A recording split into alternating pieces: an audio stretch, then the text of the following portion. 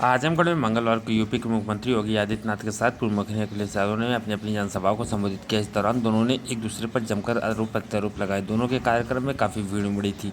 देश में पहली बार चुनाव परिणाम को लेकर जनता जनार्दन निश्चित है, क्योंकि पूरा देश एक स्वर में बोल रहा है। एक बार फिर मोदी और सरकार और अब की बार 400 पारियां सुनते ही समाजवादी पार्टी को चक्कर आने लगता है और वह भौचक हो जाते हैं, क्योंकि उन्होंने 400 सीटों पर कभी चुनाव ही नहीं लड़ा। वर्तमान में समाजवादी पार्टी 62 सीटों पर चुनाव लड़ रही है, उसमें भी कैंडिडेट एक एक करके भागते नजर आ रहे हैं। ये इनके पुराने कर्मों का नतीजा है। प्रधानमंत्री नरेंद्र मोदी ने 500 वर्षों में रामलला को दिव्य और भव्य मंदिर में विराजमान किया है, जबकि सपा के लोग कहते हैं कि अयोध्या में कोई परिंदा पर भी नहीं मार सकता। वहीं जनता का खून चूसने वाले माफिया और अपराधियों की राम नाम सत्य की यात्रा निकाल दी गई है। आज प्रदेश में दुर्दांत अपराधी या तो जहन्नुम में चले गए या तो फिर प्रदेश छोड़कर चले गए। आजमगढ़ के सामने पहचान का संकट खड़ा करने वाले और आतंकवाद का गढ़ बनाने वाले से एक एक वोट के लिए तरसने का समय आ गया। इनकी जमानत जब्त करनी है। ये मुख्यमंत्री योगी आदित्यनाथ ने मंगलवार को आजमगढ़ लोकसभा क्षेत्र के सकड़ी विधानसभा में जनसभा को संबोधित करते हुए कही। इस दौरान उन्होंने लोकसभा प्रत्याशी दिनेश यादव निरहुआ के पक्ष में वोट करने की अपील की। योगी ने कांग्रेस पर हमला करते हुए कांग्रेस और समाजवादी पार्टी के समय में आतंकी घटनाएं होती थी, इस दौरान वह आतंकियों पर कार्रवाई करने की जगह कहते हैं आतंकवादी सीमा पार के हैं। सीएम योगी ने कहा कि ईडी गठबंधन का अपना कोई एजेंडा नहीं, ये अनुसूचित और पिछड़ी दलित के आरक्षण में से लगाकर मुसलमानों को देना चाहते हैं, जिसे हम स्वीकार नहीं करेंगे। वहीं उन्होंने कहा कि बाबा साहब भीमराव अम्बेडकर ने भी कहा था कि भारत में धर्म आधार पर आरक्षण नहीं हो सकता, क्योंकि धर्म के आधार पर भारत का विभाजन हुआ था। ऐसे में हम आरक्षण को इस रूप में स्वीकार नहीं करेंगे। आज आप जाते हैं लोग सम्मान की निगाहों से देखते हैं। अच्छा, आजमगढ़ से यहाँ से निरहुआ सांसद है और मेरा भाइयों ये भोजपुरी के बहुत अच्छे कलाकार हैं, गाते भी हैं, एक्टिंग भी करते हैं और इनके कहने पर अब हम लोगों ने आजमगढ़ में विद्यालय का निर्माण के लिए पैसा उपलब्ध करवा दिया। अब तो यहाँ पर कई लोग प्रशिक्षण देंगे, कला का प्रशिक्षण, कला ईश्वरीय देन होती है और बहनों भाइयों बहुत सारे लोगों को आगे बढ़ने का अवसर मिलेगा। समाजवादी पार्टी अपराधी पालती थी, अपराधियों की फैक्ट्री चलाती थी, माफियाओं की फैक्ट्री चलाती थी और निरहुआ यहाँ पर संगीत महाविद्यालय के माध्यम से नए नए कलाकार पैदा करके भारत की संगीत जगत को एक नई ऊंचाई देने का काम करेंगे। रामनाथ विराजमान हुए हैं, बड़े बड़े माफिया और अपराधी जो जनता का खून चूसते थे, हमने कहा इनकी भी राम नाम सत्य की यात्रा निकाल लेनी चाहिए। भैया आज आप देख रहे हैं उत्तर प्रदेश में कोई माफिया जितने दुकान माफिया थे या तो जहन्नुम में चले गए या फिर प्रदेश छोड़ करके सदाओं की सदैव के लिए मुक्त हो चुके हैं। भैया आज आप देखो गरीब के लिए राशन भी है, 5 लाख रुपए के आयुष्मान के कार्ड की सुविधा भी है, किसान के लिए किसान सम्मान निधि है, गरीब के लिए पेयजल की व्यवस्था भी है, घर घर में शौचालय का निर्माण हो रहा है, तो घर घर में उज्ज्वला योजना का कनेक्शन भी है। आज अपने दम पर अपनी मेहनत से अपने पसीना बहा करके मुंबई जा करके बेहतरीन कलाकार बना और इसीलिए जब मैं मुंबई गया तो उत्तर प्रदेश दिवस पर ये निरहुआ और रवि किशन दोनों मुझे मिले। अरे अपने का यहाँ क्या कर रहे हो?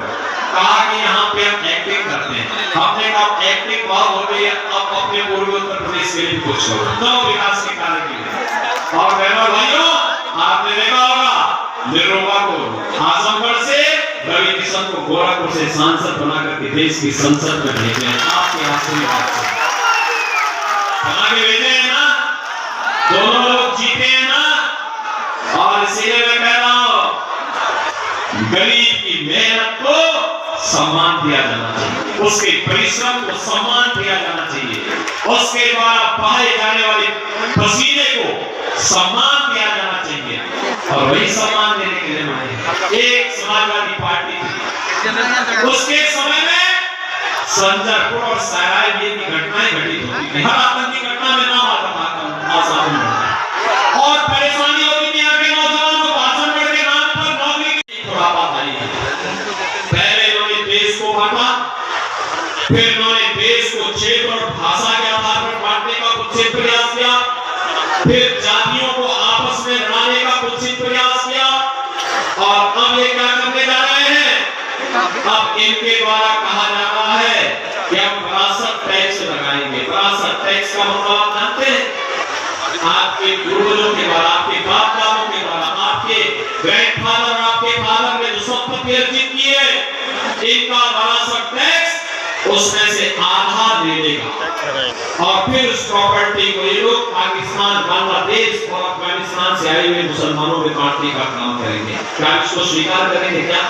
अरे आपके 4 कमरे का घर, 4 कमरे का घर ये लोग कहेंगे ये तो आपको विरासत में मिला है, इसमें से आधा आपको खाली करना होगा और उसमें 2 कमरों में आप रहें और नीचे 2 कमरों में आप रहे, ऊपर के 2 कमरों में कोई पाकिस्तानी आकर के, कोई बांग्लादेशी आकर के बैठ जाएगा, क्या आपका तो जीना हराम हो जाएगा?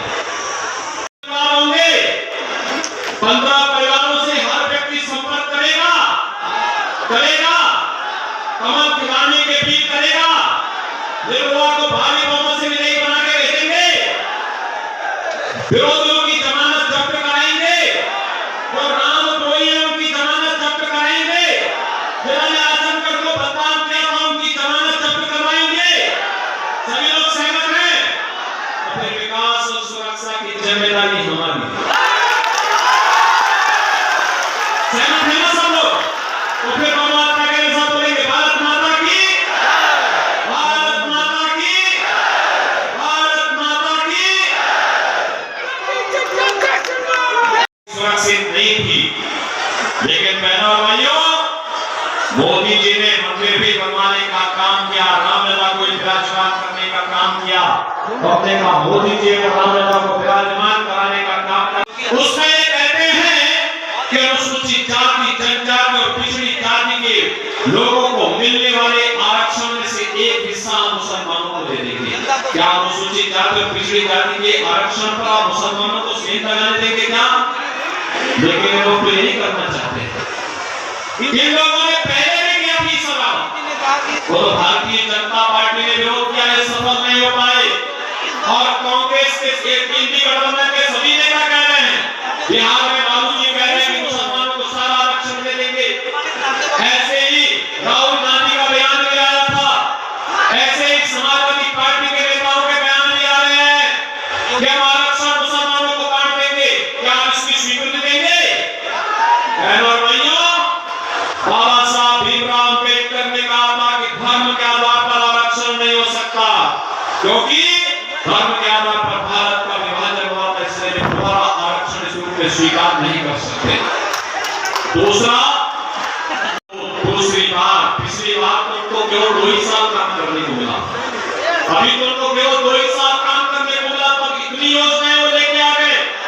5 साल का वक्त दीजिए इनको, आजमगढ़ को आर्यमगढ़ बनाने का काम करेंगे लोग। सहमत हैं? निर्भया को जिता के भेजेंगे, भेजेंगे। सभी लोग सहमत हैं? दोनों हाथ उठा करके बताओ ना। मैं जानता हूं गर्मी है, लेकिन अब तो चुनाव तो है, 5 दिन का समय चले देना पड़ेगा। सहमत है ना? लेकिन आपको इसके लिए 2 काम करने पड़ेंगे। करेंगे? एक, 3 दिन का समय प्रचार के लिए आपके बचा। आपसे मेरी अपील होगी, यहाँ पे आए जितने भी लोग यहाँ पर आए हैं, नौजवान हैं, बुजुर्ग हैं, अधेड़ उम्र के हैं, माताएं हैं, बहनें हैं, संतगण हैं, सभी से मैं कहूँगा आप में से हर व्यक्ति 5-5 घरों को पकड़िए और कमल खिलाने के लिए, मोदी जी को तीसरी बार प्रधानमंत्री बनाने के लिए, निर्भया को आजमगढ़ का सांसद फिर बनाने के लिए, आजमगढ़ को आर्यमगढ़ बनाने के लिए हमें तीसरी बार मोदी सरकार बनानी है। इससे कहेंगे आज ऐसा कुछ नहीं, आज तो आप सम्मान पाएंगे पूरे देश के अंदर। ये जो सिपाही परिवार आया है ना यहाँ पे, ये शोषण करने के आया है, आपको ठगने के आया है, फिर ये चले जाएंगे, दोबारा फिर यहाँ झांकने नहीं आएंगे। मैं पूछना चाहता हूँ, आगे पूर्वांचल एक्सप्रेस पे समाजवादी पार्टी ने अपने 4 बार मुख्यमंत्री ने क्यों नहीं बनाया? महाराष्ट्र के नाम पे विश्वविद्यालय का निर्माण क्यों नहीं किया? क्यों नहीं उन्होंने संगीत महाविद्यालय का निर्माण किया? क्यों नहीं उन्होंने एयरपोर्ट का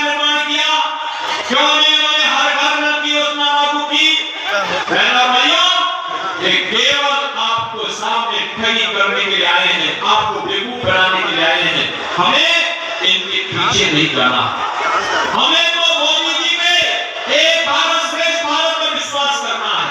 और मैं आपसे यही अपील करने के लिए आया हूं, कांग्रेस और समाजवादी पार्टी का गठबंधन जब भी हुआ है यह अनर्थकारी हुआ। यह गठबंधन देश के लिए विनाशकारी हुआ है। याद करिए, कांग्रेस और समाजवादी पार्टी के गठबंधन के समय अयोध्या में राम मंदिर पर आतंकी हमला होता है, काशी में संकट मोचन मंदिर पर आतंकी हमला होता है, लखनऊ, वाराणसी और अयोध्या की कचहरियों पर हमला होता है। ये सभी लोग उस समय मौन रहते थे, कहते थे आतंकवादी सीमा पार किए हैं, और आज आतंकवाद को समाप्त किया जा चुका है। अब कोई बोलता जब पटाखा भी जोर से फटता है तो पाकिस्तान सफाई देता है, कहता साहब मैंने नहीं किया है। तो किसी मालूम है कि नया भारत है, छेड़ता नहीं है, लेकिन कोई छेड़ेगा तो उसको छोड़ेगा भी नहीं। और इसलिए हम आए आज यहाँ पर आपसे अपील करने के लिए, एक कांग्रेस और समाजवादी पार्टी का गठबंधन एक बार फिर से बना है। ये गुमराह करेंगे, लेकिन सच्चाई यह है